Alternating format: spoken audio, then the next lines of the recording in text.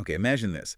You place a bet on your favorite team, you're watching the game, feeling that adrenaline kick in, only to find out later that the result, or maybe just one tiny moment in the game, was actually fixed way before you even clicked place bet. It's pretty unsettling, right? Yeah. So today, we're doing a deep dive into this really murky world of match fixing. Now, you might think, that's an old problem, maybe it just happens in some obscure lower league somewhere. But the uncomfortable truth, well, what our sources are telling us, is that it's very much alive. It's modern. And it's often powered by the very thing that makes betting so accessible, these huge global betting markets. Yeah, and what's really fascinating, I think, is how it's evolved. It's not always about fixing the entire 90 minutes, the final score. We're seeing much more of what's called spot fixing, really insidious stuff. These are like specific small moments, a player deliberately missing a penalty maybe, or picking up a yellow card for basically nothing, even forcing a corner kick right at the end, like the 89th minute. So tiny little events within the game itself. Exactly. And the explosion of in-play betting, where you can bet during the match on all these little things happening next, that's just created this massive breeding ground for it. Thousands of potential micro events to manipulate. Wow. So it's not just the stereotypical shady mob bosses pulling strings anymore. Who actually gets involved in this stuff? Well, that's another key thing our sources point out. Yes, organized crime is definitely still a factor, don't get me wrong, but it's often wider than that. You might have, say, desperate players. Maybe they haven't been paid their salary for months.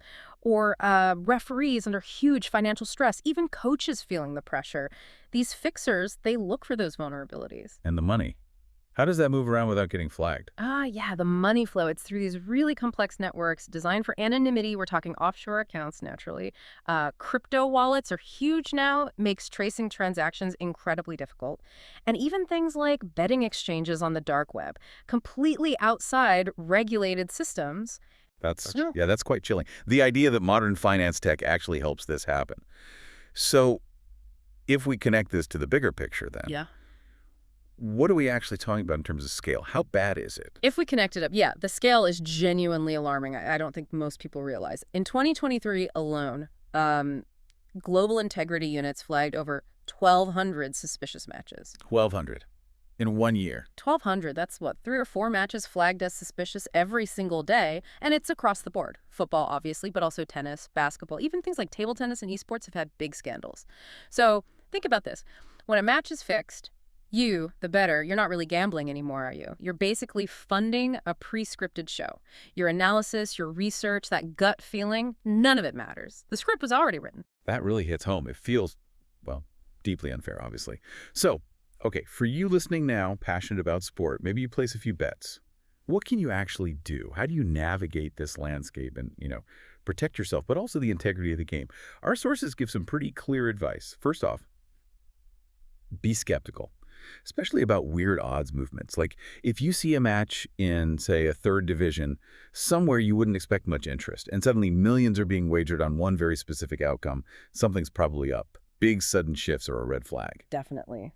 That often signals inside information is moving the market. Right.